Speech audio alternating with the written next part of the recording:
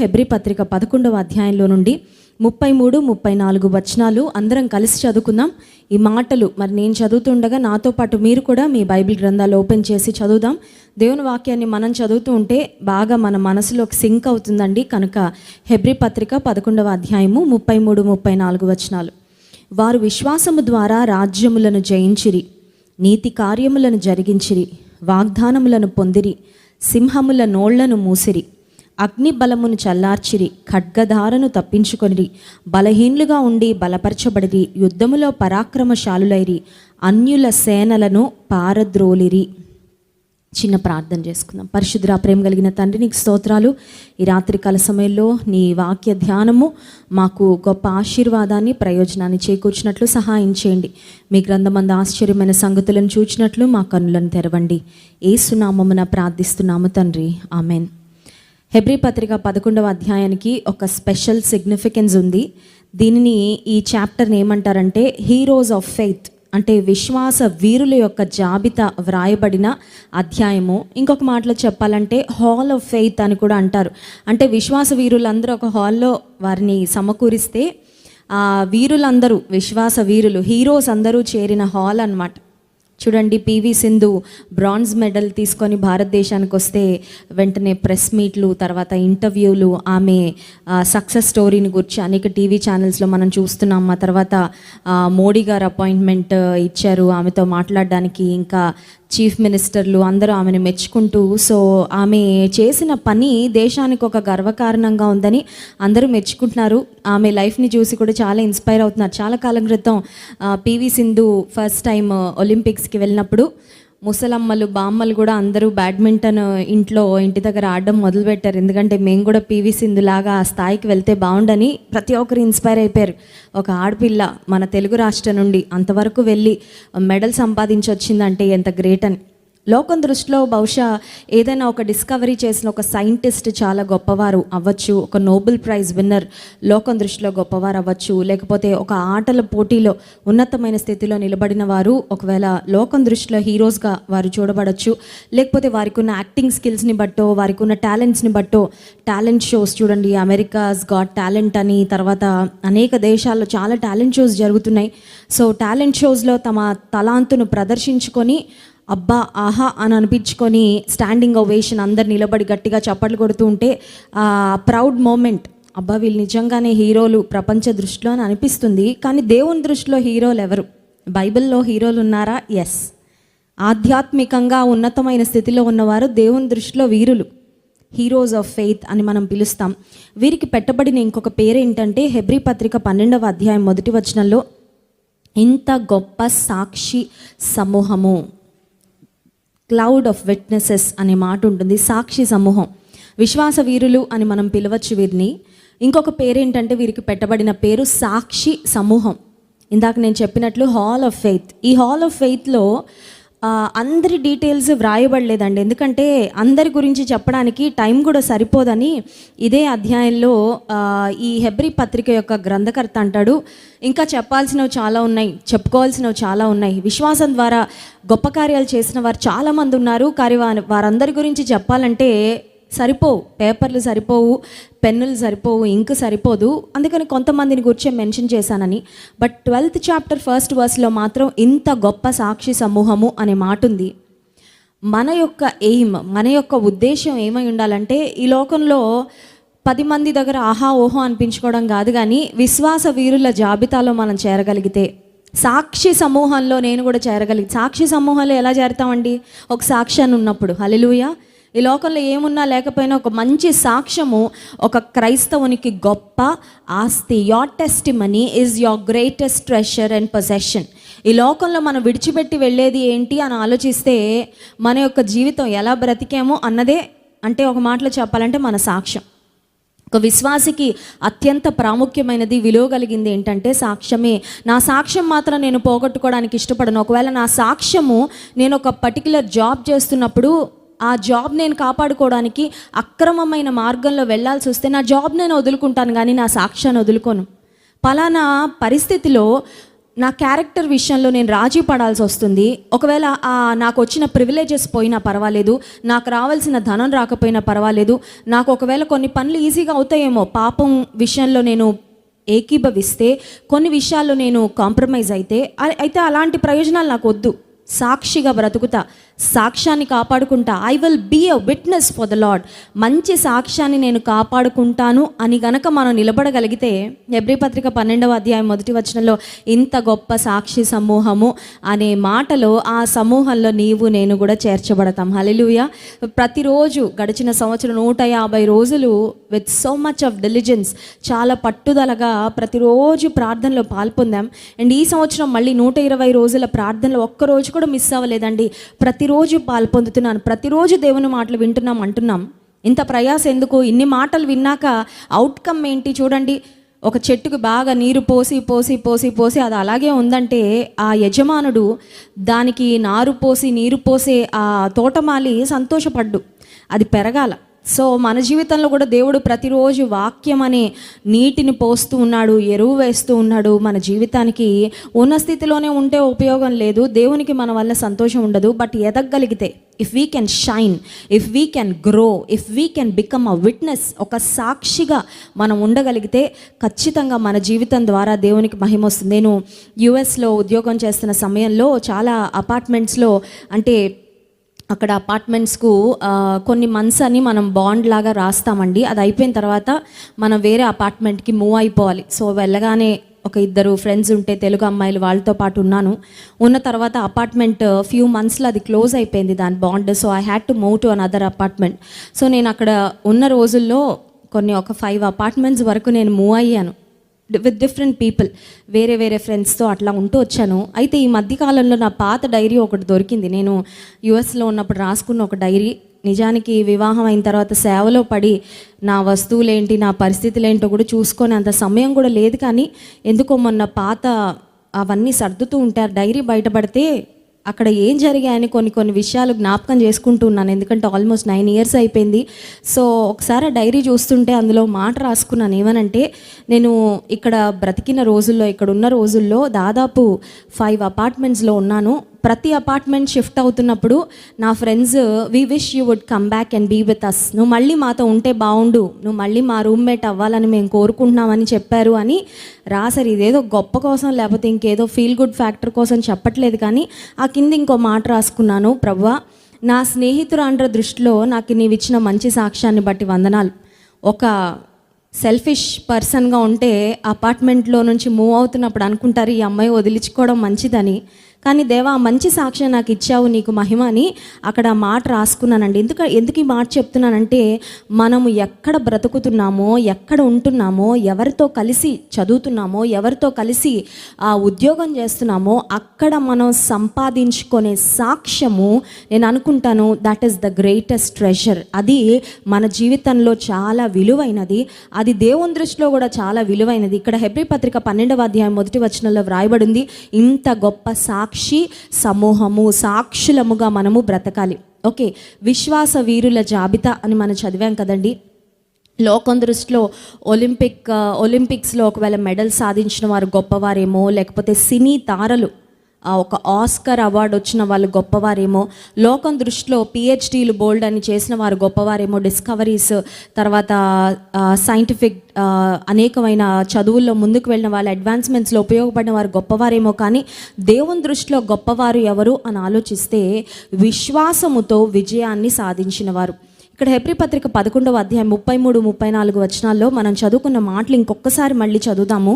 Hebrew పత్రిక 11వ అధ్యాయం 33వ వచనం, వారు విశ్వాసము ద్వారా రాజ్యములను జయించిరి, నీతి కార్యములను జరిగించిరి, వాగ్దానములను పొందిరి, సింహముల నోళ్లను మూసిరి, అగ్ని బలమును చల్లార్చిరి, ఖడ్గధారను తప్పించుకొనిరి, బలహీనులుగా ఉండి బలపరచబడిరి, యుద్ధములో పరాక్రమశాలులైరి, అన్యుల సేనలను పారద్రోలిరి. ఇంకా చాలా చాలా చాలా చాలా ఉన్నాయి విశ్వాసము ద్వారా దేవుని ప్రజలు సాధించిన విజయాలు.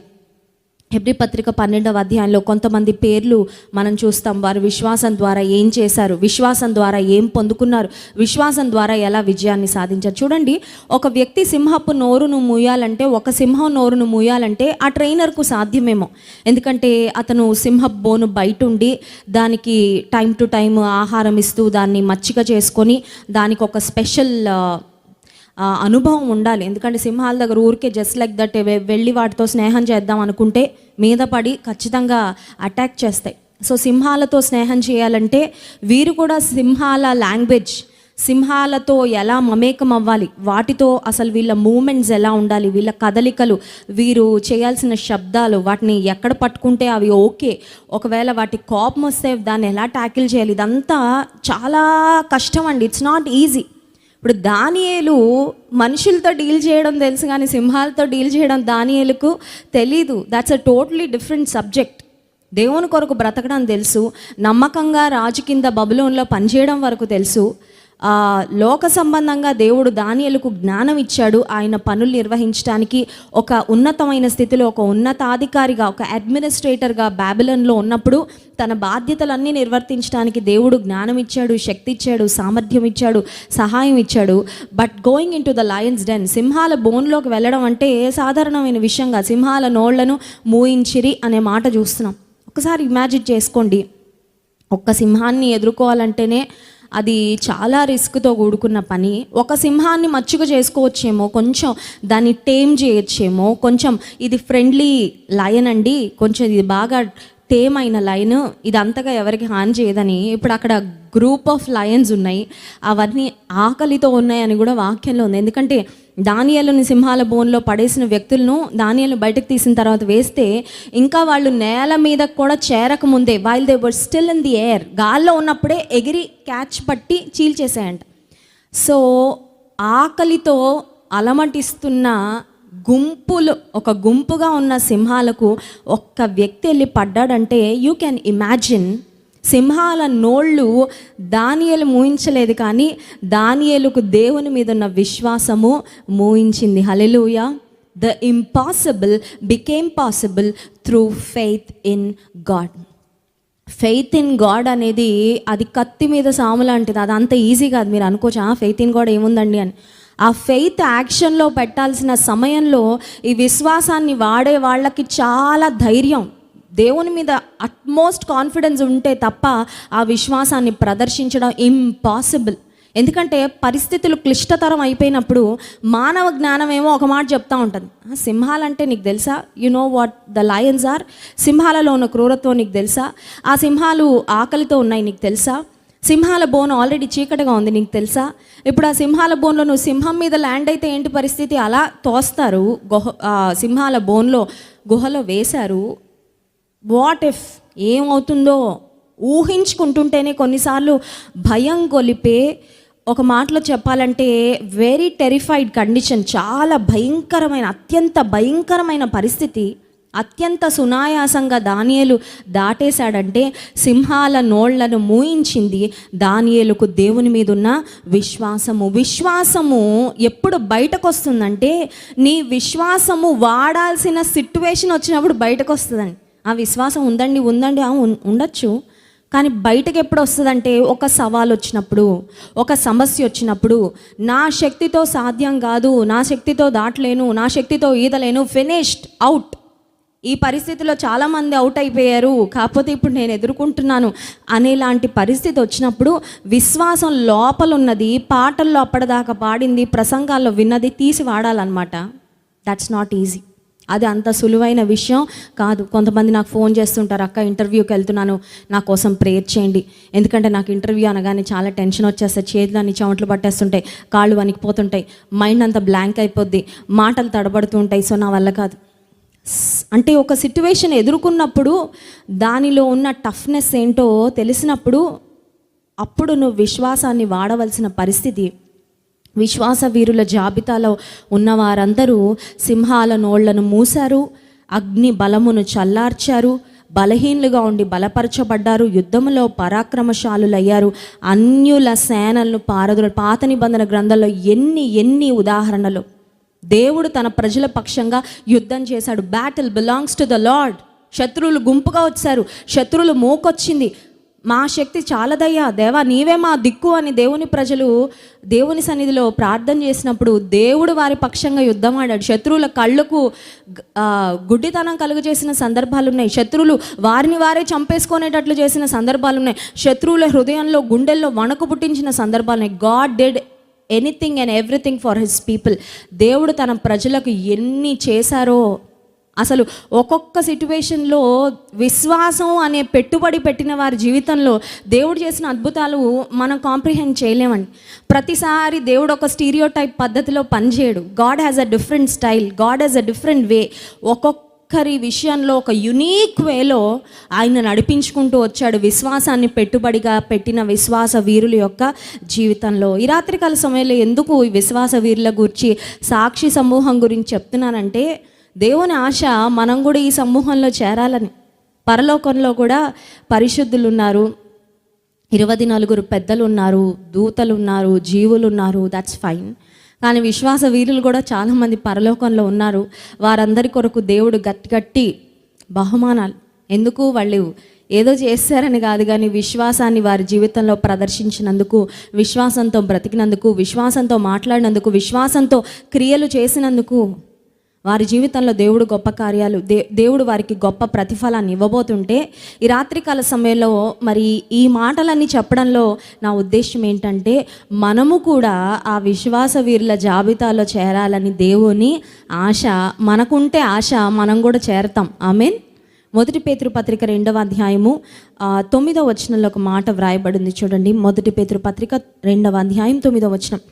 అయితే మీరు చీకటిలో ఉండి ఆశ్చర్యకరమైన తన వెలుగులోనికి మిమ్మల్ని పిలిచిన వాని గుణాతిశయములను ప్రచురము చేయు నిమిత్తము ఏర్పరచబడిన వంశము, రాజులైన యాజక సమూహము, పరిశుద్ధ జనము, దేవుని సొత్తైన ప్రజలునై ఉన్నారు. Do you know your identity? క్రీస్తులో నీవెవరో నీకు తెలుసా? ఇవన్నీ మనం ఏంటదంటే ఏర్పరచబడిన వారం. We are special, we are chosen. రాజులైన యాజక సమూహము, పరిశుద్ధ జనము, హోలీ పీపుల్, దేవుని సొత్తైన ప్రజలు, గాడ్స్ బిలవర్డ్, దేవుని యొక్క స్వాస్థ్యం, హిస్ ట్రెజర్డ్ పొజెషన్ అనే మాట వాక్యంలో ఉంది. సో రక్షించబడిన విశ్వాసులంగా ఉన్న మనందరం కూడా అదే కోవకు చెందాలని దేవుడు ఆశిస్తున్నారు. 6వ వచనం ఒక్క మాట చదువుకొని ముగించుకుందాం, సమయం అయిపోతుంది. పేతురు రాసిన 1 పత్రిక 2వ అధ్యాయము 6వ వచనం. ఏలయనగా ఇదిగో నేను ముఖ్యమును ఏర్పరచబడినదియు అమూల్యమునగు మూలరాతిని సియోన్లో స్థాపించుచున్నాను. ఆయన యందు విశ్వాసం ఉంచువాడు ఏమాత్రము సిగ్గుపడడు. మనం ఏర్పరచబడిన వంశము, రాజులైన యాజక సమూహము, పరిశుద్ధ జనము, దేవుని సొత్తైల ప్రజలు, ఇవన్నీ వీటితో పాటు విశ్వాసం ఆయన ఉంచితే విశ్వసించిన వాడు సిగ్గుపడడు. ఆయన యందు విశ్వాసం ఉంచేవాడు ఏ మాత్రము సిగ్గుపడడు. నీ జీవితంలో ఏ సవాలు ఎదుర్కొంటున్నావో నాకు తెలియదు, కానీ విశ్వాసం అనే పెట్టుబడి పెట్టి చూడండి. పెట్టి చూస్తే ఒక ప్రక్క విశ్వాసంతో విజయాన్ని పొందిన జాబితాలో మనం చేరతాం, సాక్షి సమూహంలో కూడా భాగం అవుతాం. ఎందుకంటే when you use faith as an input, you get miracle as an output. విశ్వాసాన్ని పెట్టుబడిగా పెడితే అద్భుతం నీ జీవితంలో ఒక అవుట్పుట్గా, ఒక ఎగుమతి దిగుమతి లాగా నీకు అద్భుతం జరుగుతుంది. కాబట్టి ఆ అద్భుతమే నీ జీవితంలో ఒక సాక్ష్యం అవుతుంది. ఆ సాక్ష్యమే ప్రభు కొరకు నీవు నిలబడడానికి, ప్రభు కొరకు నువ్వు ప్రకాశించడానికి, ప్రభువును గురించి సాక్ష్యం ఇవ్వడానికి ఉపయోగపడుతుంది. కనుక విశ్వాసంతో విజయాన్ని సాధించే వారంగా మనం ఉండునట్లు దేవుడు మనల్ని విశ్వాసంతో సమృద్ధిగా నింపునుగాక. ఆమేన్. లేచి నిలబడండి, దేవుని స్తుతించి ఆరాధించుకుందాం.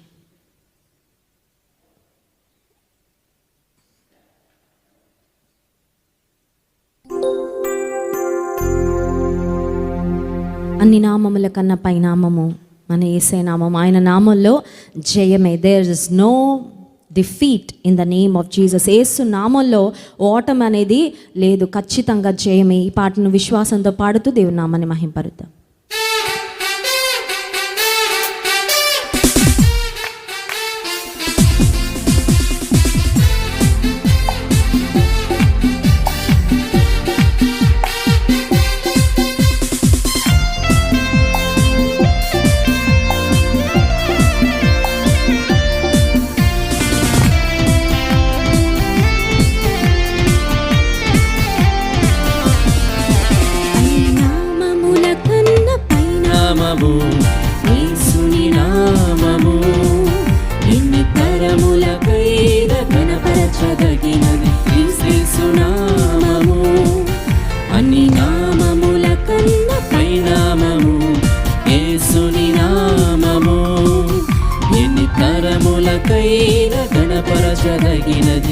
యేసునామము, యేసునామము జయం జయము, సాతాను శక్తులు లయం లయము.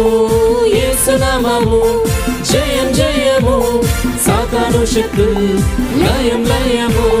హల్లెలూయా హోసన్నా హల్లెలూయా, హల్లెలూయా ఆమేన్. హల్లెలూయా హోసన్నా హల్లెలూయా, హల్లెలూయా ఆమేన్.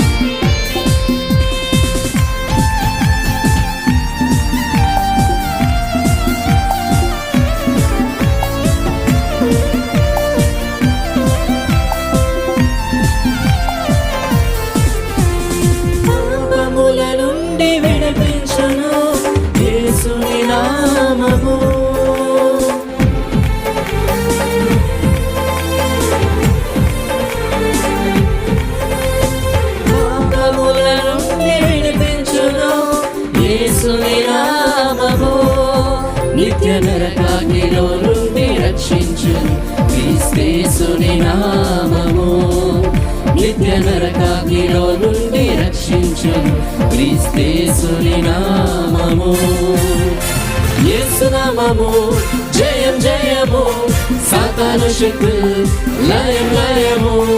యేసునామము జయం జయము, సాతాను శక్తులు లయం లయము. హల్లెలూయా హోసన్నా హల్లెలూయా, హల్లెలూయా ఆమేన్. హల్లెలూయా హోసన్నా హల్లెలూయా, హల్లెలూయా ఆమేన్.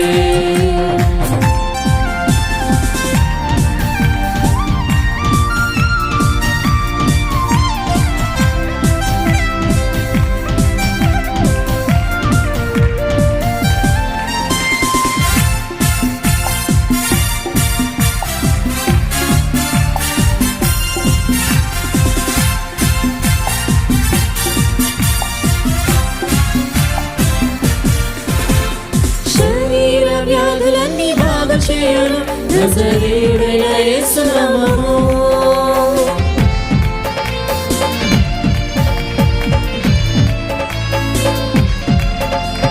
శరీర వ్యాధులన్నీ బాగు చేయను నజరేయుడైన యేసునామము. సమస్త బాధలను తొలగించును అభిషిక్తుడైన యేసునామము, సమస్త బాధలను తొలగించును అభిషిక్తుడైన యేసునామము. యేసునామము జయం జయము, సాతాను శక్తులు లయం లయము. యేసునామము జయం జయము, సాతాను శక్తులు లయం లయము. హల్లెలూయా హోసన్నా హల్లెలూయా, హల్లెలూయా ఆమేన్.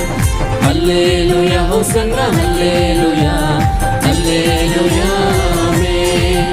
అన్ని నామముల కన్నా పైనామము యేసుని నామము, ఎన్ని తరములకైనా గణపరచదగిన క్రీస్తేసు నామము.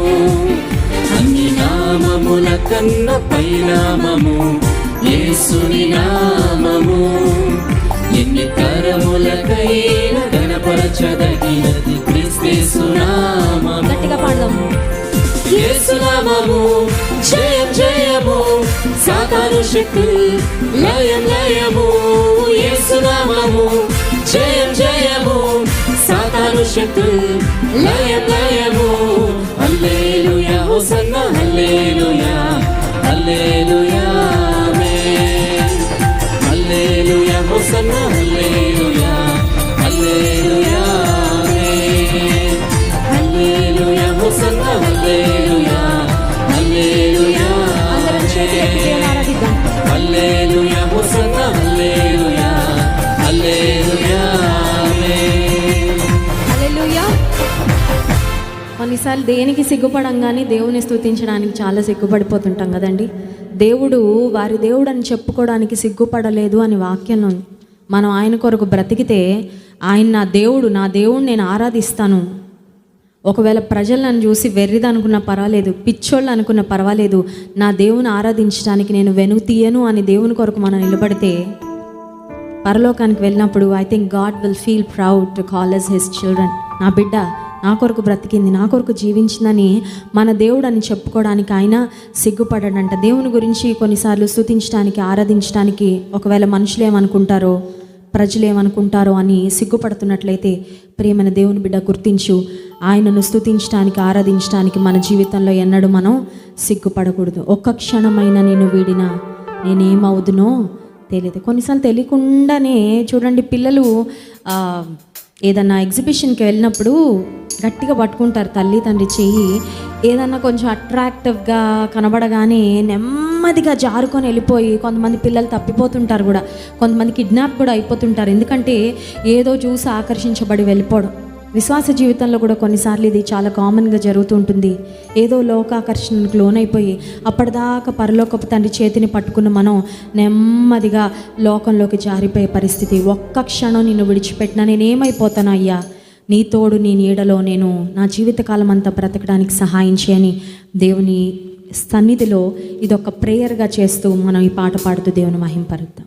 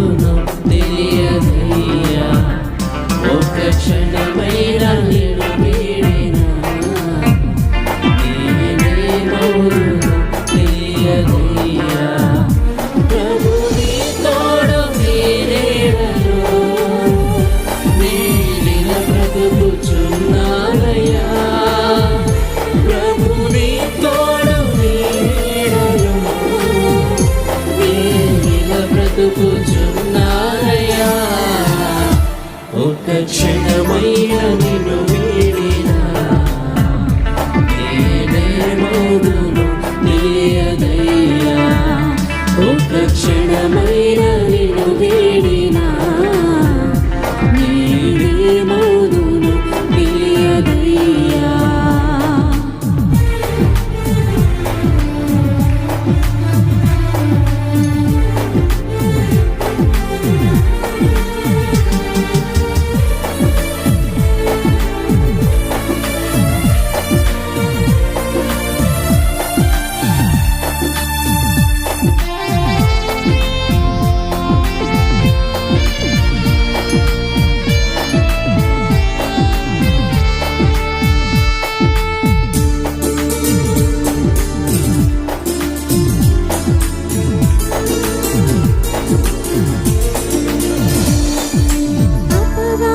శోధనలు నన్ను చుట్టినా, ఇహలోక శ్రమలు నాకెదురొచ్చినా,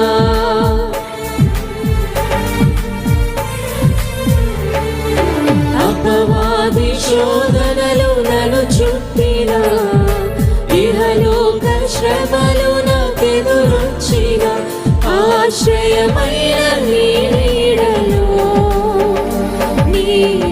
బ్రతుకుచున్నానయ్యా. ఆశ్రయమైన నీ నీడలో నీల బ్రతుకుచున్నానయ్యా. ఒక క్షణమైన నిన్ను వీడినా నేనేమవుదునో తెలియదయ్యా. ఒక క్షణమైన నిన్ను వీడినా నేనేమవుదునో తెలియదయ్యా.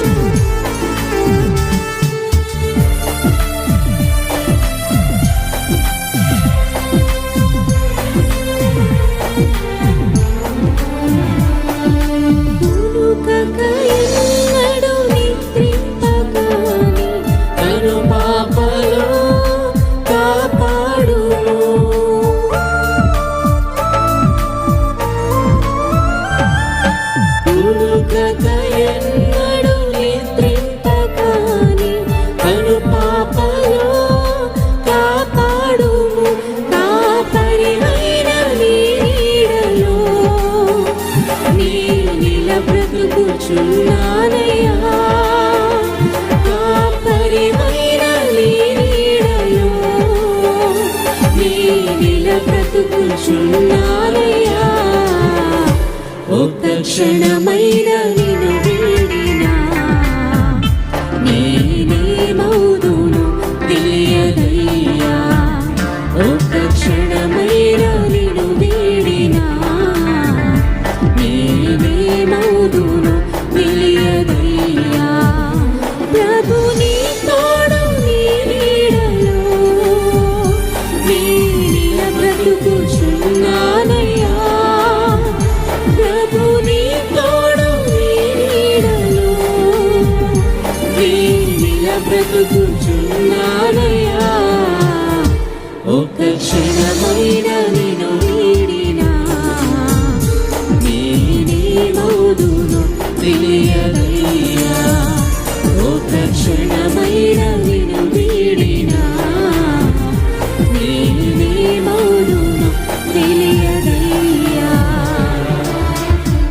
పరిశుద్ధ ప్రేమ కలిగిన తండ్రి, నీకు స్తోత్రాలు. నీ కంటి పాపలా మమ్మల్ని కాపాడుతూ నీ అరచేతుల్లో మమ్మల్ని చెక్కుకున్నందుకు వందనాలు చెల్లించుకుంటున్నాం ప్రభా. తల్లి అయినా తాను కన్న బిడ్డను మరుస్తుందేమో కానీ నేను మిమ్మల్ని మరువను. చూడుము, నా అరచేతుల్లో చెక్కుకున్నాను. శాశ్వతమైన ప్రేమతో నిన్ను ప్రేమిస్తున్నాను కనుక విడువక నీ ఎడ్ల కృప చూపుతున్నానని మాతో మాట్లాడుతున్న గొప్ప దేవానికి స్తోత్రాలు. ఒక్క క్షణము నీ చూపు మా మీద లేకపోయినా ఏమైపోతామో తెలియదయ్యా. ఒక్క క్షణం కూడా బ్రతకలేమయ్యా నువ్వు లేకుండా. అనుక్షణము మా వెన్నంటి ఉండి మమ్మల్ని నడిపించేసయ్యా. ఈ రాత్రికాల సమయంలో ఎంతమంది లైవ్లో పాల్పొందుతున్నారో వారందరినీ సన్నిధితో బలపరచండి. ఈ లోకంలో ఏ ఆస్తిపాస్తులు శాశ్వతం కాదు ప్రభువా. కేవలం నీ సన్నిధి ఒకటే జీవితకాలం మాతో ఉండేది.